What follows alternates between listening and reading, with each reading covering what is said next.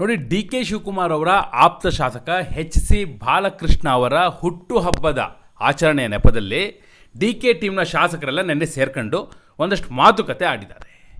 ಏನೇನು ಮಾತಾಡಿದ್ದಾರೆ, ಯಾರೆಲ್ಲ ಇದ್ದರು, ಉದ್ದೇಶ ಏನು, ಡೆಡ್ಲೈನು ಅಂತ ಫಿಕ್ಸ್ ಮಾಡ್ಕೊಂಡಿದ್ದಾರೆ. ಯಾವ ಡೆಡ್ಲೈನು, ಹೈಕಮಾಂಡಿಗೆ ಒಂದು ಮೆಸೇಜ್ ಕೊಟ್ಟಿದ್ದಾರೆ. ಏನು ಮೆಸೇಜು, ಸಿದ್ದರಾಮಯ್ಯವ್ರ ಟೀಮ್ಗೂ ಒಂದು ಮೆಸೇಜ್ ಹೋಗಿದೆ. ಏನು ಮೆಸೇಜು, ಬಹುಶಃ ಈ ಚಟುವಟಿಕೆಗಳೆಲ್ಲ ನೋಡ್ತಾ ಇದ್ದರೆ ಅಂತಿಮ ದಿನಗಳ ಹತ್ತಿರ ಬಂದಂಗೆ ಕಾಣಿಸ್ತಾ ಇದೆ. ಅಂದರೆ ಫೈನಲ್ ಡೇಸ್ ಏನೋ ಎರಡರಲ್ಲೊಂದು ತೀರ್ಮಾನ ಆಗಬೇಕು ಅನ್ನುವ ನಿಟ್ಟಿನಲ್ಲಿ ಇವರೆಲ್ಲ ಈಗ ಒಂದು ಹೆಜ್ಜೆ ಮುಂದೆ ಇಟ್ಬಿಟ್ಟಿದ್ದಾರೆ. ಹಾಗಾದರೆ ಏನೆಲ್ಲ ನಿನ್ನೆ ಮಾತುಕತೆ ಮಾಡಿದ್ದಾರೆ, ಏನು ತೀರ್ಮಾನ ಮಾಡಿದ್ದಾರೆ, ಏನು ಮೆಸೇಜ್ ಕೊಟ್ಟಿದ್ದಾರೆ ನೋಡಿ. ಎಚ್ ಸಿ ಬಾಲಕೃಷ್ಣ ಅವರು 28ನೇ ತಾರೀಕು ಇನ್ಫ್ಯಾಕ್ಟ್ ಅವರ ಹುಟ್ಟುಹಬ್ಬ, ಬಟ್ ಅವರು ಇರೋದಿಲ್ಲ ಅನ್ನುವ ಕಾರಣಕ್ಕಾಗಿ ನಿನ್ನೆ ಬೆಂಗಳೂರಿನ 4 ಸೀಸನ್ಸ್ ಹೋಟೆಲ್ನಲ್ಲಿ ಒಂದು ಊಟಕ್ಕೆ ಕರೆದಿದ್ರು. ಭಾಳಷ್ಟು ಜನ ಹೋಗಿದ್ರು. ನಾನು ನಿಮಗೆ ಹೆಸರು ಸಹಿತ ಹೇಳ್ತೀನಿ, ಯಾರ್ಯಾರು ಯಾವ್ಯಾವ ಕ್ಷೇತ್ರದವರು ಅಂತ ವಿತ್ ನೇಮ್ಸ್ ಹೇಳ್ತೀನಿ. ಅಲ್ಲಿ 2 ಮಿನಿಸ್ಟ್ರು ಕೂಡ ಕಾಣಿಸಿದ್ರು. ಒಂದು ಹಿರಿಯೂರಿನ ಶಾಸಕರಾಗಿರುವಂತಹ ಡಿ ಸುಧಾಕರ್, ಯೋಜನೆ ಸಾಂಖ್ಯಿಕ ಇಲಾಖೆಯನ್ನು ಅವ್ರಿಗೆ ಕೊಟ್ಟಿದ್ದಾರೆ. ಮತ್ತೊಬ್ಬರು ಮಾಂಕಾಳ ಸುಬ್ಬ ವೈದ್ಯ, ಮೀನುಗಾರಿಕೆ ಸಚಿವರು. 2 ಮಿನಿಸ್ಟ್ರಿದ್ದರು ಆ ಟೀಮಲ್ಲಿ. ಇನ್ನು ಎಮ್ ಎಲ್ ಎಗಳು ಭಾಳ ಜನ ಇದ್ದರು. ಯಾರ್ಯಾರು, ನಯನ ಮೋಟಮ್ಮ ಇದ್ದರು, ಪ್ರಕಾಶ್ ಕೋಳಿವಾಡ್ ಇದ್ದರು, ಮಂತ್ರಗೌಡ ಇದ್ದರು, ಗಣೇಶ್ ಹುಕ್ಕೇರಿ ಇದ್ದರು, ಹಾಗೆ ರಮೇಶ್ ಬಂಡಿಸಿದ್ದೇಗೌಡ ಇದ್ದರು, ಶಾಂತನಗೌಡ್ರು ಇದ್ದರು, ಶರತ್ ಬಚ್ಚೇಗೌಡ, ಶಿವಗಂಗಾ ಬಸವರಾಜ್, ರವಿ ಗಣಿಗ, ಉದಯ್ ಕದಲೂರು ಉದಯ್, ಶಿವಣ್ಣ ಆನೇಕಲ್, ಕುಣಿಗಲ್ ರಂಗನಾಥ್, ಸಿ ಪಿ ಯೋಗೇಶ್ವರರು, ಚಾಮರಾಜ ಶಾಸಕ ಹರೀಶ್ ಗೌಡ, ಇನ್ನು ಕೆಲವರೆಲ್ಲ ಬಂದು ಹೋಗಿದ್ದಾರೆ. ಈಗ ಇಕ್ಬಾಲ್ ಹುಸೇನ್ ಆಗಿರ್ಬೋದು, ಎನ್ ಎ ಹ್ಯಾರಿಸ್ ಆಗಿರ್ಬೋದು, ಹೀಗೆ ಕೆಲವರೆಲ್ಲ ಬಂದು ಭೇಟಿ ಕೊಟ್ಟು ಮಾತಾಡಿಸ್ಕೊಂಡು ಊಟ ಮಾಡ್ಕೊಂಡು ಹೋಗಿದ್ದಾರೆ. ಒಟ್ಟಿಗೆ ಫೋಸ್ ಕೊಟ್ಟಿರೋರು ಎಷ್ಟು ಜನ ಅಂದರೆ, ಈ ಫೋಟೋದಲ್ಲಿ ನಿಮಗೆ ಕಾಣಿಸ್ತಾ ಇರೋದು ಒಟ್ಟು 18 ಜನ ಎದುರುಗಡೆ ಕಣ್ಣಿಗೆ ಕಾಣಿಸ್ತಾ ಇದ್ದಾರೆ. ಸೊ ಏನು ಮಾತಾಡಿದ್ದಾರೆ ಅವರು? ಒಂದಿಬ್ಬರು ಬಹಿರಂಗವಾಗಿ ಹೇಳಿಕೆಯನ್ನು ಕೊಟ್ಟಿದ್ದಾರೆ, ಮೀಡಿಯಾಗಳಿಗೆ ಮಾತಾಡಿದ್ದಾರೆ. ಒಂದು ಸಿ ಪಿ ಯೋಗೇಶ್ವರ್ ಅವರು, ಇನ್ನೊಂದು ಎಚ್ ಸಿ ಬಾಲಕೃಷ್ಣ. ಅವ್ರು ಏನು ಹೇಳಿಕೆ ಕೊಟ್ಟಿದ್ದಾರೆ ಅನ್ನೋದಕ್ಕೂ ಮೊದಲು ಒಳಗೆ ಇಂಟರ್ನಲ್ಲಿ ಏನು ಮಾತಾಡಿದ್ದಾರೆ, ಬಿಹೈಂಡ್ ದ ಸ್ಕ್ರೀನ್ ಏನು ಮಾತಾಡಿದ್ದಾರೆ ಅಂದರೆ, ಇವರೆಲ್ಲ ಈಗ ಒಂದು ಡೆಡ್ಲೈನ್ ಹಾಕ್ಕೊಂಡಿದ್ದಾರೆ. ಯಾವುದು? ಮಾರ್ಚ್ 2ನೇ ತಾರೀಕಿನ ಡೆಡ್ಲೈನ್ ಹಾಕ್ಕೊಂಡಿದ್ದಾರೆ. ಮಾರ್ಚ್ 2ನೇ ತಾರೀಕಿನ ಒಳಗಾಗಿ ಹೈಕಮಾಂಡ್ ಸಿದ್ದರಾಮಯ್ಯನವರು ಹಾಗೂ ಡಿ ಕೆ ಶಿವಕುಮಾರ್ ಇಬ್ಬರನ್ನೂ ಕರೆಸಿ ನಾಯಕತ್ವ ಗೊಂದಲವನ್ನು ಬಗೆಹರಿಸುವ ನಿಟ್ಟಿನಲ್ಲಿ ಮಾತುಕತೆಯನ್ನು ನಡೆಸಬೇಕು, ಒಂದು ತೀರ್ಮಾನ ಮಾಡಬೇಕು. ಅದರ್ವೈಸ್ ನಾವೇ ದೆಹಲಿಗೆ ಹೋಗೋದು, ದೆಹಲಿಗೆ ಹೋಗಿ ಹೈಕಮಾಂಡ್ ನಾಯಕರನ್ನು ಭೇಟಿ ಮಾಡೋದು, ಅವ್ರ ಮೇಲೆ ಒತ್ತಡ ಹೇರೋದು, ಮೊದಲು ನಾಯಕತ್ವದ ಗೊಂದಲವನ್ನು ಬಗೆಹರಿಸಿ ಅಂಥೇಳಿ ಕೇಳುವಂಥದ್ದು. ಇದು ಅವರ main agenda, number 1, point number 1. Point number 2, ನಾವೇನು ಒತ್ತಡ ಹೇರೋದು ಕರೆಸಿ ರಾತ್ರೋರಾತ್ರಿ ಮುಖ್ಯಮಂತ್ರಿ ಪಟ್ಟದಿಂದ ಕೆಳಗಿಳಿಸಿ ಅಂಥೇಳಿ ಅಲ್ಲ.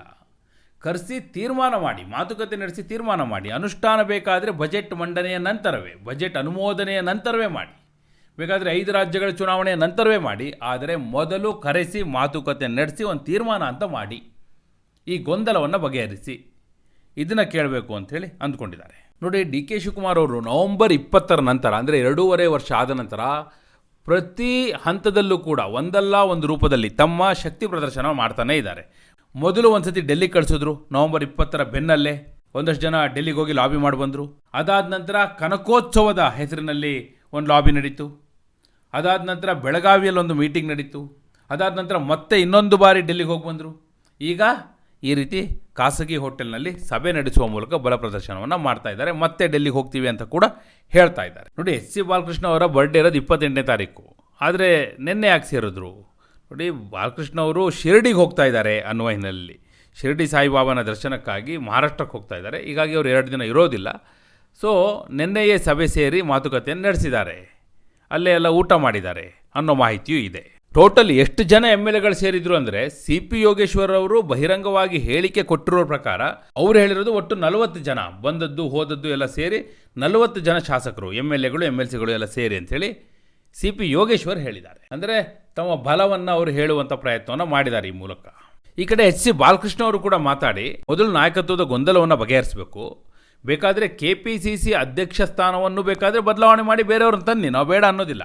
ಹೊಸದಾಗಿ ಹೊಸಬರನ್ನ KPCC ಅಧ್ಯಕ್ಷ ಸ್ಥಾನಕ್ಕೆ ನೇಮಕ ಮಾಡಿ, ಆದರೆ ಮೊದಲು ಮುಖ್ಯಮಂತ್ರಿ ಪಟ್ಟದ ಗೊಂದಲ ಏನಿದೆ ಅದನ್ನು ಬಗೆಹರಿಸಿ ಅಂತ ಕೇಳಿದ್ದಾರೆ. ಅಲ್ಲಿಗೆ ಕ್ಲಿಯರ್ ಆಯ್ತಲ್ಲ.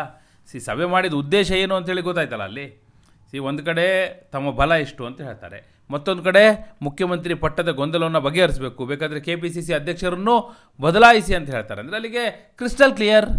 ಮುಖ್ಯಮಂತ್ರಿ ಪಟ್ಟಕ್ಕಾಗಿ ಈ ರೀತಿ ಈಗ ಪ್ರೆಷರ್ ಪಾಲಿಟಿಕ್ಸ್ ಮಾಡ್ತಿದ್ದಾರೆ ಅನ್ನೋದರಲ್ಲಿ ಯಾವ ಅನುಮಾನವೂ ಉಳಿಯಲಿಲ್ಲ.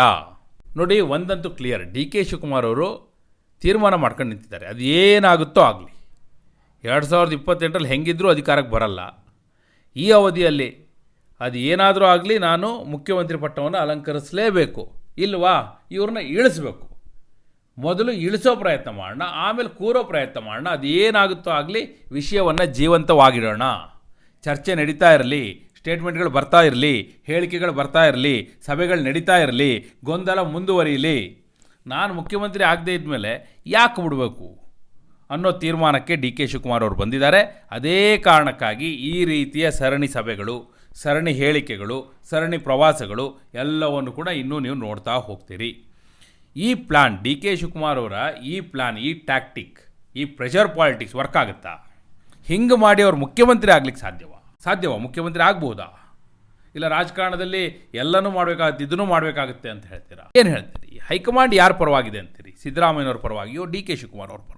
ನಿಮ್ಮ ಅಭಿಪ್ರಾಯವನ್ನು ಕಮೆಂಟ್ ಮೂಲಕ ತಿಳಿಸಿ. ಹಾಗೆ ನೀವಿನ್ನೂ ಪಬ್ಲಿಕ್ ಫಸ್ಟ್ ಚಾನಲ್ನ ಸಬ್ಸ್ಕ್ರೈಬ್ ಮಾಡಿಲ್ಲ ಅಂದರೆ ಈಗಲೇ ಮಾಡಿ. ಧನ್ಯವಾದ.